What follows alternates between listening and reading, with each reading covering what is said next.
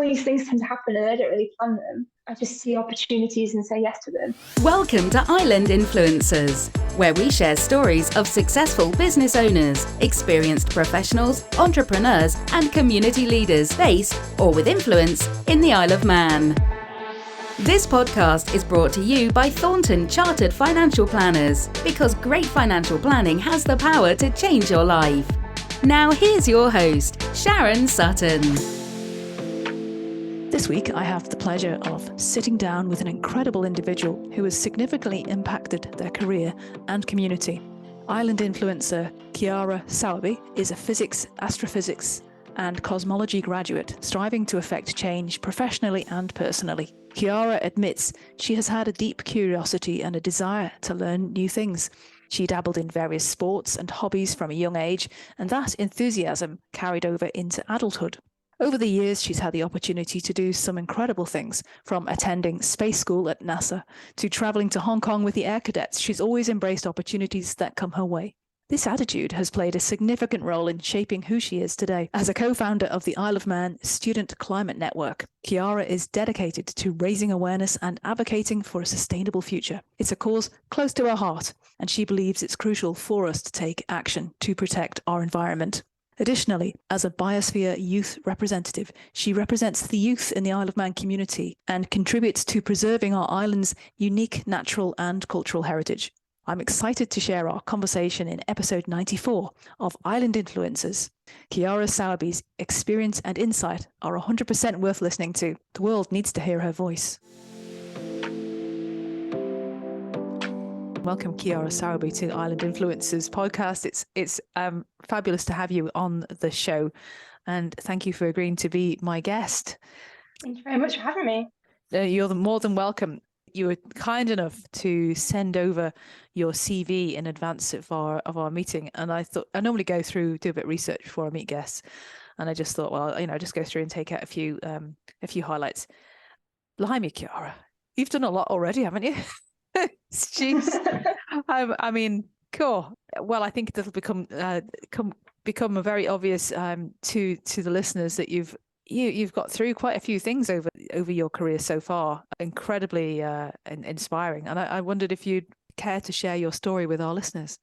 Just tell me about all about who you are, what makes you tick, and how you are where you are now. So where did you grow up? So I grew up on the Isle of Man in Douglas. Yeah, I had a very normal childhood, I'd say. And I just was always one of those kids that wanted to do everything. And, yeah, I can see. And I think I would always say yes to stuff as well. So that was just, I think everything that I've done has sort of stemmed from there. It's just sort of snowballed. I've done more and more and more and more and more. Things have led into other bits and pieces. Fantastic. So where did you went to Ballacombe High School, I see here? Yeah. Pretty decent grades as well. Yeah, I worked very hard at school. 11 GCSEs, is it? Blimey. Yeah, that's a lot. And so excellent grades too. What did you take from school particularly? What sort of subjects were you most interested in that inspired you the most? Maths and physics were the two for me that I enjoyed the most. I think I like the certainty of maths, that you know whether you're right or wrong, and physics is very much applied maths. So I just like the way that learning how things work and putting numbers to it, and being able to being able to write an equation down as for how something works is so cool. So I think maths and physics were the two things from school that I really enjoyed, and then I went on to do astrophysics at uni. Like you do, astrophysics.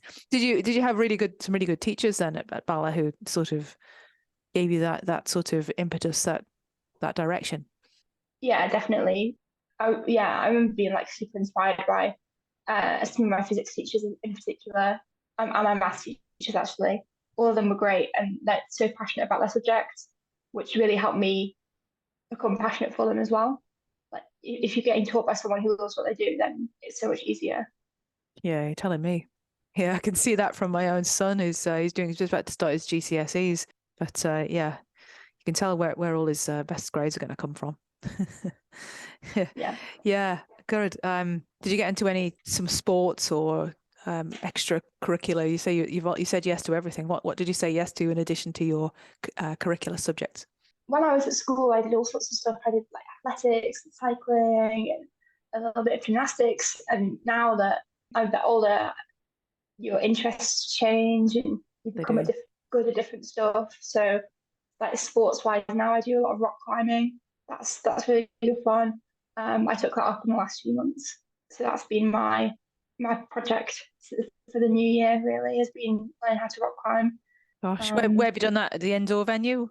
Yeah, Hot Rocks. Yeah. Have you been anywhere else? Have you gone off the island? I want to go off island and do some indoor stuff at different venues as well. See what they're like.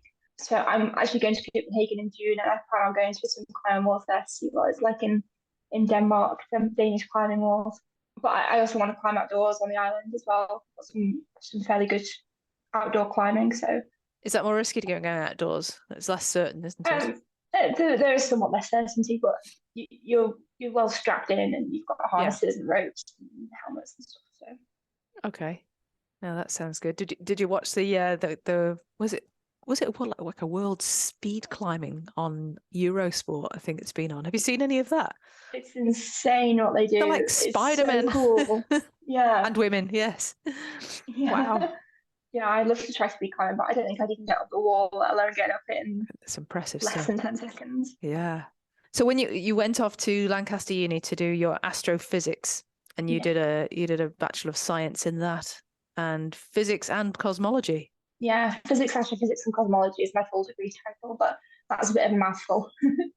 Yeah, it sounds impressive. And what sort of things did you take from that, if that's not a daft question? I learned so much during my degree, not only about the subject matter, obviously, but also about my time at uni. I learned so much about myself. Like, it's really like cliche to say that, but I really did come out of my shell at uni. I went from being really shy and kind of introverted to becoming much more of a sociable person. And yeah, I think I really came out of my shell. And did you choose that particular line following, as I see here, you were successful in getting to United Space School, that's pretty prestigious. Only, was it 3 kids out of 150 get to go? You have to apply for it and be selected, don't you? So what did you learn from that? And did that direct your pathway to the astrophysics degree? Yeah, so United Space School completely changed my life. I went from wanting to go into a sort of a health direction with my career, like maybe do medicine or something, to going into space sciences and astrophysics. It made me realize that I wanted to pursue physics further than what I'd done. So I hadn't taken physics at A level, but you go to USS when you're in year 12. So I was going into my last year of sixth form and decided that I wanted to do physics at university, which would mean having to do physics A level in a year, so the 2-year course in 1 year. But I decided that it was worth it because it just felt right and it was what I wanted to do, and so I went for it. That's amazing. That's astonishing, actually, to do a 2-year course in 1 year. Did you say yes to much other things that year? I guess not. I mean, yeah, that was a busy year. Yeah, I bet. Good grief. Okay, so when you were at Lancaster Uni, then you say you came out of your shell. How did you do that? So I got involved in so much extracurricular stuff when I was at uni. I was Lancaster's collegiate, so it's got lots of different colleges. Mine was Fylde, named after the Fylde Coast, and each college is run by a JCR, which is almost like a student council in a way. And so I became the president of my college. Wow. For 2 years I did that for, and that was incredible. Like, I did so much stuff that I never thought I would do. Like, I ran events for thousands of people. I ran Welcome Week for my college. I ran events with budgets of thousands of pounds. Like, it was so cool, some of the stuff that I got to do with that. I got more involved with Students' Union. Like, I was the chair of one of our AGMs. Yeah, and so that was like the pinnacle of what I did at uni. Well, that's amazing. My college, but that's amazing for somebody who was so introverted to go and do that sort of thing. Where I guess you're on your feet, speaking to people, speaking in front of people. It's quite nerve-wracking. or it can be. Yeah, definitely. I remember in Welcome Week for the new freshers that I was sort of helping introduce to campus on their very first day, they have this welcome talk that everyone goes to. There's 400 people there, and they get the college president to do a talk for just a few minutes, but just to explain who they are and what the JCR does, and what the college is like, and just so that there's a face that they all know who's going to be around the college. So I remember doing that talk and being petrified because I had no idea what I was going to say. Like I prepped, I'd like written notes and stuff, but I still had no idea what was actually going to come out of my mouth. And but it went well, and it was great talking in front of that many people. And have you done it much since? I mean, I'm not afraid of public speaking, really. Not anymore anyway. I was always a little bit nervous before I did it, but now it seems fairly second nature.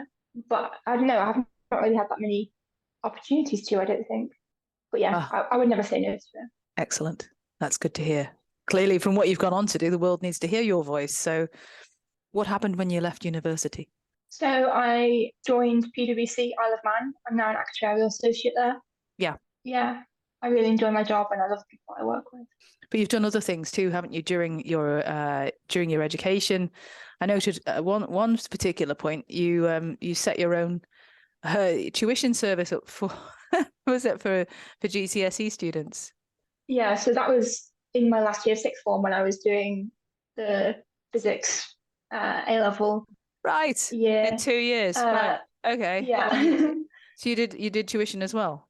Yeah, I decided I needed to make money for uni. I previously worked at a local pharmacy, and I just decided that I needed something that was a little bit more flexible, that I could decide my hours more freely. And tuition was perfect for that because I could just slot everyone in when I had free time, and it worked perfect. And yeah, no, I really enjoyed that. Good grief. I don't know any other, I've never come across a sixth form student do that, but hey, what do I know? Amazing. And you worked at the pharmacy as well, and you also did some internships too. Yeah.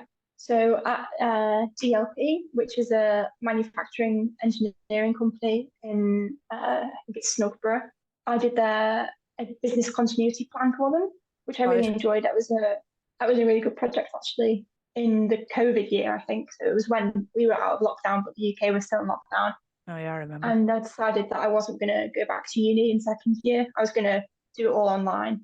So that was a really good way for me to keep being sociable and keep seeing people by being in their office over summer.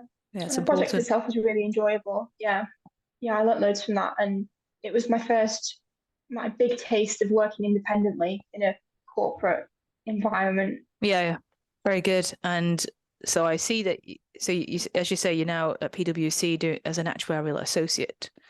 Do you see yourself as an actuary? Is that your chosen field? Do you think is that what you wish to pursue? Yeah, definitely. I think I can see myself doing this for a long time. Yeah, it's something that I enjoy. So. I mean, we haven't even spoken about what you've done with the Isle of Man Student Climate Network, but you co-founded that, right, in 2019. So have you managed to? I mean, I suppose what I'm trying to get to is that how you use your. Is there any link between what you're doing outside of work and what's inside your career? Is that how you're striving to affect change through an actuarial career, or is it going to be? Are the two linked? Do you see what I mean? We haven't really discussed that yet, but yeah, no, I understand what you're asking.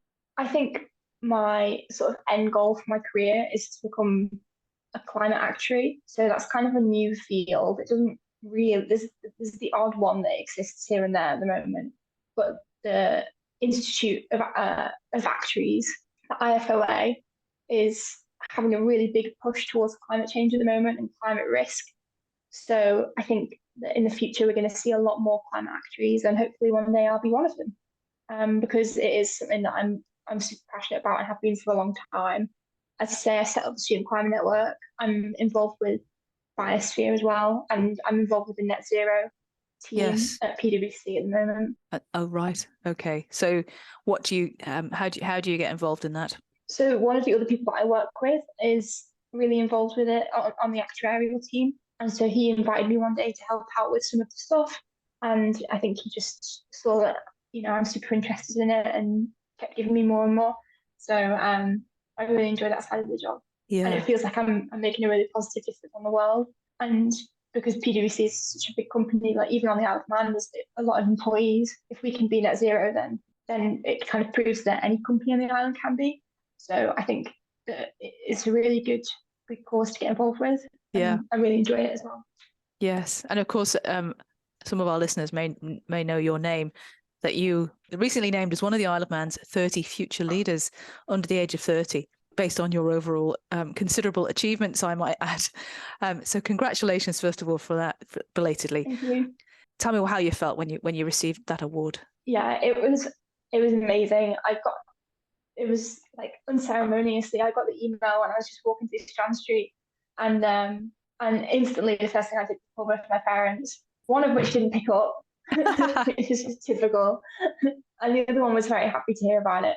The other one did eventually phone me back, and was also very happy to hear about it. Yeah, it was a really good moment, and it just felt like all my hard work had paid off. So yeah, it was nice to be recognised in that way, and yeah, I was very happy to get it. Fantastic. Oh, that's marvelous. Great job. Okay, so if you don't mind me asking, and primarily I ask this when I meet people in my day job as a financial planner, what's your earliest memory of money? What was money like for you growing up? I mean, you've had to work really hard to pay your uni fees, so I'm just wondering, just curious about what led to that decision, because I know many kids don't. They just expect to have it all paid for, and you're not one of those people, so just curious. Yeah, I was very lucky that my parents could afford to help supplement me through uni. So obviously I worked hard when I was at sixth form, and in fact I had a part-time job since I was like 14. Yeah. So the view from that was always saving for uni, saving for uni, saving for uni. That was still nowhere near enough to be able to fund myself through it. So I was very lucky that my parents were able to and willing to supplement the money that I'd saved. But my dad's a financial advisor, so and a banker. So he always instilled on us about how to manage our own money and how to save and how important saving was. So I think my earliest memory of money is probably, I don't know, maybe when I got my first debit card when I was sort of 11 or 12, and first being given the opportunity to spend money a little bit more freely and a little bit like it was when I went to Liverpool or something on a year 7 school trip. And so instead of sending me away with a wad of cash, my parents sent me away with a debit card with some money loaded onto it. So that it felt a little bit safer and stuff. Yeah, and so that was probably my first memory of being able to sort of freely spend my money in a way that I wanted to. And have you brought those behaviours forward with you into life now? You still think you're pretty disciplined around it?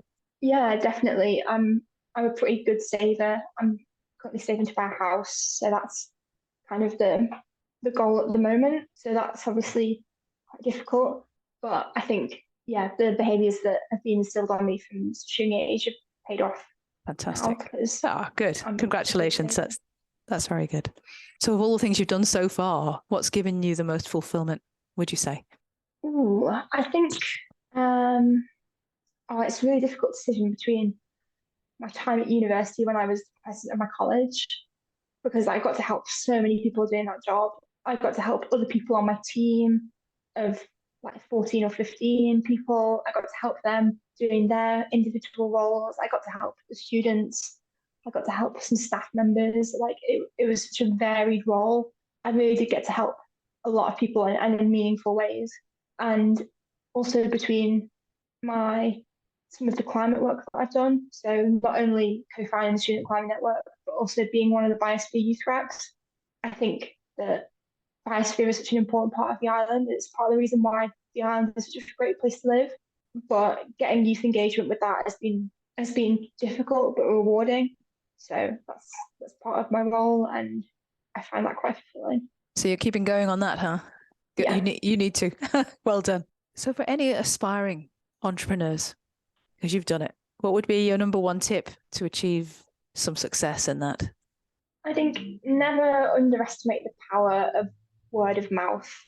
Maybe is quite good advice. I think especially on a small island where people talk about services and goods, you want to make sure that you're giving a good impression to everyone because you never know who's going to talk about you. And you want to make sure that what they say is going to be positive. And that's how I got a lot of my business when I was tuition provider, just through word of mouth. So, go to Ciara. She got A stars. Yeah. So what would you do to relax? I don't imagine you do much of that really, but go on, I'll ask anyway. What do you do to relax? How do you keep your life in balance? So the rock climbing is good. A bit of good time to sort of switch my brain off, although it does require brain power because you've got to work out all the routes and stuff. Yeah. But it is a good time to stop doing maths a couple of hours at least. Yeah. But I also play in a brass band, which is something that people don't really expect from me. I mean, they don't expect it from a lot of young people, but they really should, because brass banding has been such a wonderful part of my life for a lot of years now. It's a big part of the Isle of Man community, isn't it? Really. Which band do you play? Definitely. Which band do you play with, and what do you play? I play with onken. I play tenor horn, which is quite a niche instrument. A lot of people don't really know what that is, but I kind of describe it as like a small tuba. Is how I would explain it to someone who has no idea what a brass band is or what the instruments are like. No, I wouldn't either. I would have been immediately thinking French horn, but no, it's a brass band is going to be. Yeah, it's that sort of a valve, isn't it? Yeah. Okay. Yeah. Sounds fun. It is. It's great fun, and the band is like my family, like a second family at least. Like Yeah, that's nice. They're always there for you. Yeah. Yeah. Brilliant. And what do you think about the best things about living in the Isle of Man, apart from the brass bands? Yeah, the brass band is a good part. I think the environment that we get to live in, we're so lucky that it's so pristine when you go out into the country, and then even in the towns, it's clean and it's well developed, and it just feels like a nice place to live. It's so safe as well. Like there are a lot of ways that we're very lucky to live here, and I wouldn't change it for the world. Yeah, Lancaster was a bit different, hey? Lancaster was it was quite different, but it wasn't too different. I kind of purposefully chose it because I was out of my comfort zone, but I wasn't so far out of my comfort zone that I wouldn't like it. Like I didn't want to go to like London or Manchester or anything, because I thought that would be too big of a jump for me. Especially, you've got to remember, at this time I was pretty shy and like for sure. Yeah, and then we had COVID, of course. Yeah, and then we had COVID. So I think I didn't want to go into a big city, but I didn't want to go somewhere that was too small either. I didn't really feel like I was challenging myself. So I decided Lancaster was like a nice balance of the two. It sounds like it. So what would you say are the main challenges that Isle of Man faces? Can you say that from specifically your point of view with climate? I guess the student, what's it called, the climate network that you started, I guess that was to challenge what we weren't doing here, was it? I don't know. Tell me. that was set up as kind of a lobbying group to get the island to where we want it to be in terms of climate. In our opinion, the government wasn't doing enough about climate change. It still isn't. The goals that it's set for itself aren't ambitious enough, and there isn't enough work being done to achieve them. So I think that's a big challenge that the island faces, because we're going to get left behind if we don't act soon, and we're going to be left using non-renewable fuels and having archaic laws about air pollution and stuff. Whereas other countries like the UK go develop a lot faster than we are, and we're going to end up getting priced out of a lot of renewable energy sources. We could make big strides as a small island in a lot of technologies, but we're just too afraid to, or we think they're going to be too expensive. There's a lot of reasons why we're not going to do them, but there are plenty of reasons why we should, and they're not being looked into. Yeah, very good. But what would you do? What solutions and opportunities can you see if you were in a position to change policy? What would be? Are there some quick wins? I don't suppose anything's quick, is it? Yeah, no, not in government anyway. I think we could definitely offer some incentives to companies to be doing net zero commitments more. I think there are incentives for people who live who are homeowners, who want to insulate their homes and stuff like that. at the moment there is some financial help available for it's very little. For some projects, but it's very little, and the means testing on it is quite strict. It kind of only exists. You've got to be in a position where you can afford several £1,000s in the first place for the project to happen, but then you need to be able to be on a small enough income to get the means testing. And the gap of people who fall into that band where they can afford that but not be in the means testing bracket is so small, so narrow, that it's just the projects aren't working really.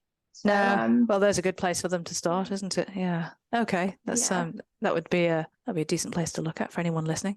What have you got planned next, Ciara? What's next on your busy agenda? I don't know really. I think all these things tend to happen, and I don't really plan them. I just see opportunities and say yes to them. So I don't know what's around the corner really. I think in July I'm going back to the United States School to mentor. Fabulous. Yeah, so that'll be amazing. Going back for a few weeks to sort of hopefully inspire the students who are there this year to pursue a career in physics or in the space industry like I did, and then hopefully go on to have fulfilling careers like I have. Yeah, sure. And what time frame are you hopeful for with a pathway to being a climate auditor? Oh, I have no idea. It'll take a while to qualify. It's about 5 years to qualify as an actuary. Yeah.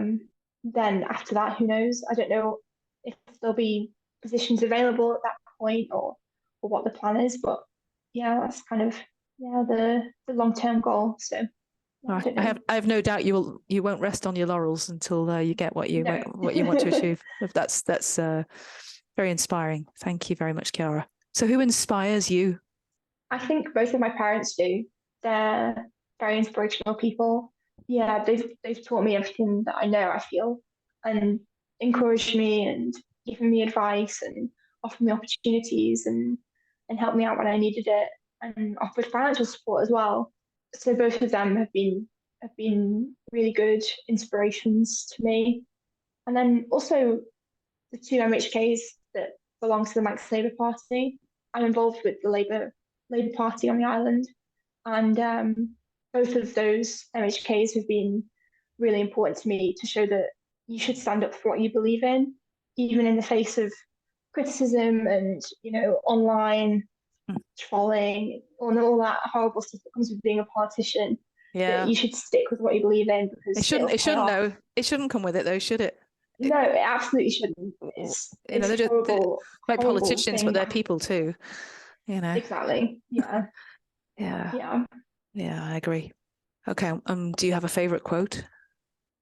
Oh, I don't know. I've always heard this quote that I don't even know where it came from, but it's something that I kind of live my life by. That it's the harder you work, the luckier you get, and that's always been something that I've reminded myself of when I feel like slacking off. It's like, no, if you do this or if you work hard at this, then you're more likely to do well in it, and not because of luck, but because of how hard you've worked. Yeah, that's it's a good one to live by. That, fantastic. Yeah. Do you have a favorite book? The War of the Worlds. The War of the Worlds. Why is that? Yeah, space, sci-fi. Yeah. Indeed. What happens when climate change goes nuts and aliens invade you because they want to kill your world? Yeah, exactly. Something like that. Well, thanks very much, Ciara. Where can people go to learn more about you and what you're doing? What's the main? We will put them in your show notes. So you're on LinkedIn. Yeah. Where anywhere else we can find you? LinkedIn is probably the best place. Okay. Well, we'll put those in the show notes. Thank you very much, Ciara, for coming along and agreeing to be a guest on Island Influencers. It's been a pleasure to have you. Thank you for having me. Island Influencers is a fortnightly podcast. Make sure you don't miss the next episode by clicking the follow button on your podcast platform. A big thanks to the producer and editor of this episode, Catherine Watts and James Spooner at Bear Content. And thank you for listening.